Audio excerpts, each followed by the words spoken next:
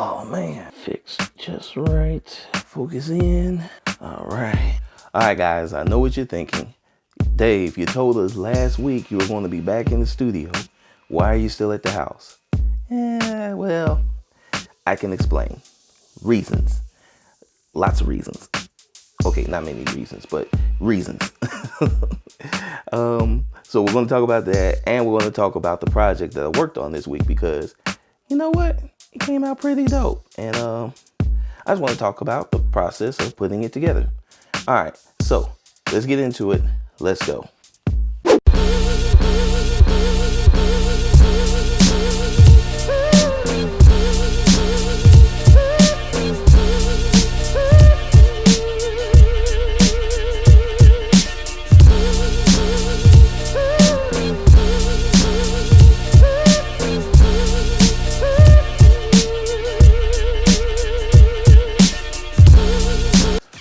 What's up, fam? BKG72 here, and yes, I am still at the house.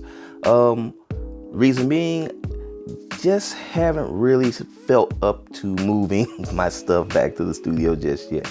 For anybody that thinks that the after effects of having COVID-19 aren't that bad, I'm here to tell you, hold up, little buddy. Yeah, still get fatigued easily, and I just still haven't felt like at full strength yet, so I haven't moved everything back. But hopefully, I've been feeling better the last few days, feeling stronger. So hopefully, it'll be this week that I move back. I was all gung-ho last week, and then after I did the video last week, I wasn't as gung-ho. And then all week last week, I was gung-ho, and then I woke up and wasn't as gung-ho. So hopefully this week will be more equal parts gung-ho and strong enough to handle the actual act of being gung-ho about moving. So that's the hope anyway. And if you can tell, my energy levels do seem to be a little bit higher this video than last video. I looked at the last video, I didn't even really want to talk. So this video, I actually want to talk to you guys a little bit, and let's talk about the project that I worked on. All right, guys, so for this project, I worked 100% in Adobe Illustrator to get it done. And that's been an interesting journey for me as I've become more and more of a digital artist, just really getting my chops together just so I can have that additional skill. I was very much draw in pencil, scan it in, then if I had to ink or do something like that, I would do it. But now, having figured out my process in Illustrator, it's almost 100. I've been working almost 100% in Illustrator, especially since I've been on this most recent quarantine and lockdown, where I didn't bring any of my papers or anything like that. So I had to work 100% digital. So a number of the projects that I've been doing have been all Illustrator, from the pencil line work to the inking, to coloring, the whole 9 yards. And then a lot of times what I'll do is I'll assemble in Photoshop, which is pretty much the best way to assemble stuff, do backgrounds and all of that stuff. So let's go through the process real quick. All right, so when I was drawing these guys, I was drawing Patrick Mahomes, Travis Kelce, and Tyreek Hill. When I would do the pencil underdrawing, or what you would call the pencil underdrawing, I've created my own pen tool nib in Illustrator that works perfect for me to kind of create that pencil effect. What you do is on the original layer, the base layer, I drop the opacity down to about normally around about 25% or so. Sometimes a little bit higher, sometimes a little bit lower. It's just kind of random. It's mad random, to be honest with you, but I kind of keep it low, and then that's when you see me drawing in the gray line. And then what I do is I just sketch out super loose everything that I want, and I just go crazy. I found that the more expressive and the looser that I am, the more comfortable I've gotten with working in Illustrator. I think a lot of times when people are first starting, at least in my case, any drawing program, you're always trying to be so super tight and just perfect, and it's not even meant for that. It's meant for you to be yourself. So if you're a super loose artist, you stay super loose, you draw super loose, and that's what's going to get you the best results. So Once I've gotten my drawings down and ready, I then go to the next layer. I create a layer that's going to go over the top of my first layer. I'm going to lock my first layer so that it stays in place, and if I have to do any erasing or anything, I don't erase any of those lines, because when you use the eraser tool, if you erase a line, it's going to erase the line on all layers unless that layer is locked. So knowing that, I make sure that layer stays locked, and then I go in and I start adding my final ink line. And if you notice, throughout the process, I may bounce back from locking that layer to unlocking that layer so I can make some changes and plan out the changes, then locking it back and then going back in and inking it. And that's all a part of the process. But it's super fun, and I actually really enjoy it. And one of the things that I would say to anybody that wants to use Adobe Illustrator, because there's a lot of people that do not like Adobe Illustrator. If you learn this process, it makes drawing in that particular program much easier, much easier. All right, guys, so once I've got everything inked, now I'm going to put a layer in between my ink layer and my pencil layer.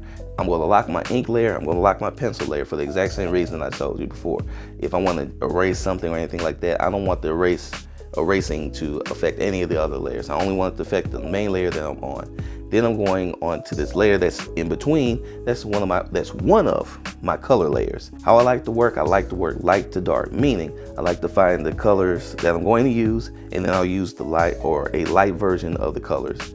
Put those in first, so the lighter version of the color. So say for instance, it's the red for the jersey. I want to make sure I pick a light red or a nice red that I know a darker red will show up on top of better.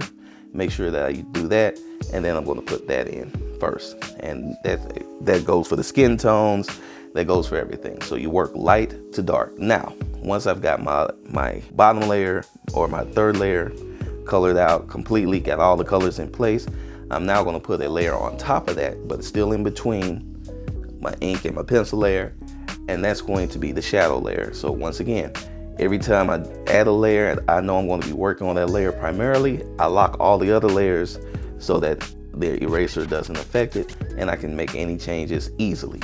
Now, my shadow layer obviously is just darker colors used to create a shadow and create form and shape.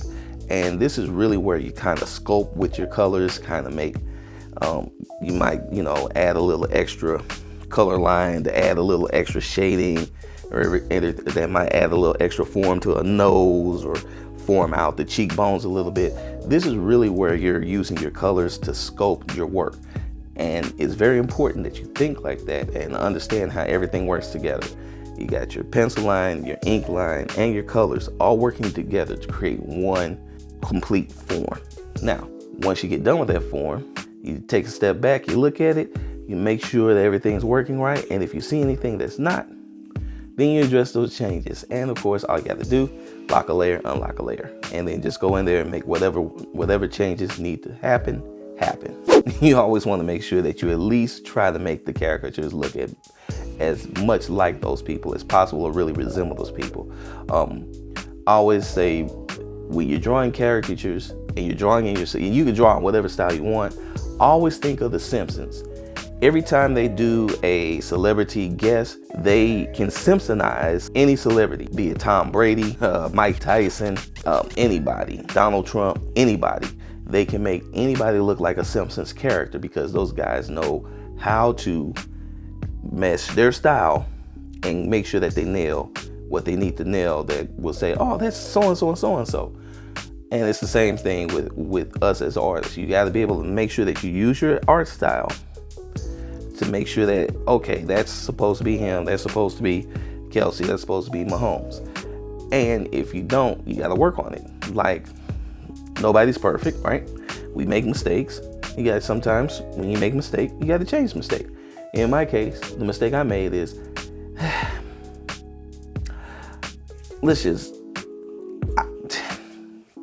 Patrick Mahomes' face was just terrible. I mean, it was cool with the first time around, but I spent 3 days looking at it, and by the third day, I was just like, man, that's got to go. So I had to redraw Patrick Mahomes' face. And what I did is I spent those 3 days really kind of picking up on all the little things that I missed the first time, that with Tyreek Hill and with Travis Kelce, I actually got. I made sure that I looked at those things, I paid attention to those things, and I was able to get a much better caricature of Patrick Mahomes the second time around, and it looks way better than the first one. So yeah, we all make mistakes. I'm no better than anybody else, so I've made my fair share of mistakes, but you have to be willing to correct them if you can. And the great thing about working in Illustrator and being 100% digital is that you can easily go back in and correct these things and not have to worry about it. All right, guys, and last but not least, just a quick business tip to think about when you're doing projects like this. Try to avoid drawing anything that comes from a major corporation where they are fiercely protective of their license, i.e. the NFL. Because I know a lot of you guys are going to say, but Dave, you drew the Nike symbol on Patrick Mahomes. Yeah, but Nike normally doesn't care too much, especially if it's just like a one-off. The NFL, on the other hand, they do tend to be a little bit more strict with guys. And if they think that you're doing a little too much with their licensed material, you're going to see one of those cease and desist letters. And nobody ever wants to get a cease and desist from a lawyer at all. So what I always do is I try to avoid drawing any logos or anything like that. Anything that they might think is infringement. The uniform designs and colors normally you can get away with. They don't care about that. But if they see a logo, anything like that, yeah, they coming, or they might see you. You know, you may think that, oh, I'm just this little artist. You trust me, you never know when somebody decides to pay attention to you because you're an artist. But other than that, guys, just keep drawing, keep doing your caricatures. I hope this video really helped you guys out. And if it did, please go ahead and give it the big thumbs up and share this all over the internet. Also, guys, make sure that you check the bell icon that lets you know whenever I post up a new video. And if you're new here, just like to say what's up. Hopefully you're enjoying the video. And if you like what you see so far, go ahead and hit the subscribe button and subscribe to the channel. Subscribe. If you guys want to get a hold of me, please reach out to me on Twitter and Instagram at DKG72. I have a Facebook fan page and a TikTok. That's David Gordon72. And if you really like what you're seeing on the channel and you want to support, please head over to Patreon /DKG72 Comics. Pick a tier and support. Yeah. Other than that, guys, I have another big week-long project I'm going to do a video about, so I'll be working on that all week. I'm going to stick to this one video a week schedule for now, just to keep until I can get back into the full swing of things. And I think you guys are really going to love that. I'll be highlighting one of my favorite podcasts to listen to. So that's all I'll say about that. So hope you guys really enjoyed the drawing, and I hope you guys got something out of the tutorial. And I'll holler at y'all next video. Peace.